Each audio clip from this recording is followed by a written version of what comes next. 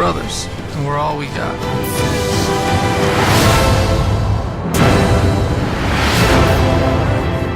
When you put a very personal film out and something that was painful to write and painful to shoot, and so I have to say that the reception to the film is more than I really could have ever hoped. Anything that isn't a sequel or a Cape movie or comic books is nearly impossible to get made. But fortunately, from Fade In to Fade to Black, the movie that you see is the movie that I wrote and shot, and the studio were really supportive.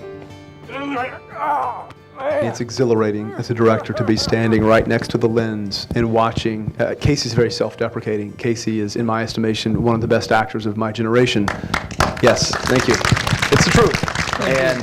And he gives Christian a lot of credit, of course, but like playing great tennis, you need a great partner, and Casey certainly is that.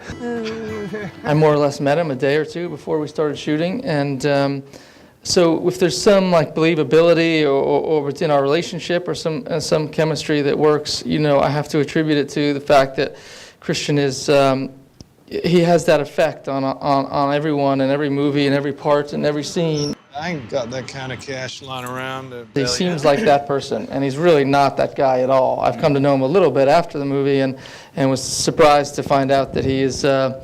He's really different than the person I thought he was when we were shooting. He stays in character. It's a testament to just what a strangely talented guy he is. These guys do a lot of investigative text work and tons of research. I mean, Christian, Casey, Willem, Forrest. I mean, they've been doing it for so long, but they're so good because they are so prepared.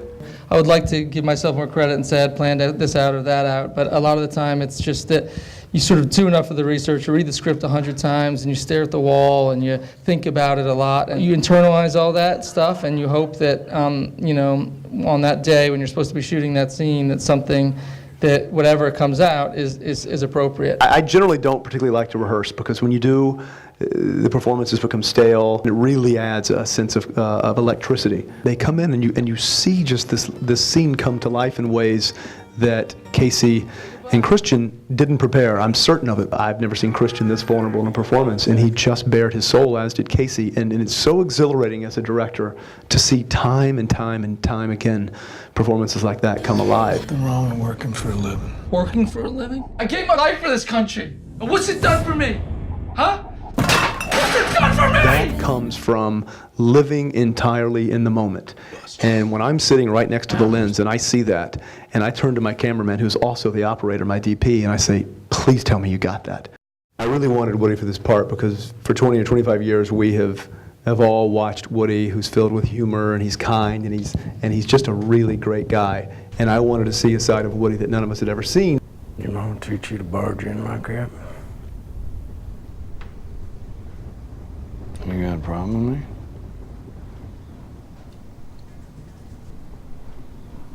I got a problem with everybody. But to live in that headspace for a couple of months is not easy. He did say to me that he's never been so ready to shed a character than after this film. Let me hear you say it. The first thing that struck me about the character is sort of the central kind of problem that he's having is that he's got some things that he saw and did in combat that he is feeling terrible about and can't really talk about. And in terms of the fighting, this kind of thing that these guys are doing in the movie is a real thing. There's a lot of them, you can see them online. And you know, these backyard, illegal, kind of bare knuckle or taped knuckle fights, and they're really brutal. These guys are fueled by adrenaline. That's how they survive in Iraq and Afghanistan. And then when you come home to a depressed, sleepy Pennsylvania town, and you miss that type of adrenaline that's fueled you for so long, this is how some of these guys end up, making a living. You know, want to make sure that I looked like I could believably hurt somebody in a fight, that I could handle myself in a fight, and that meant I had a long way to go.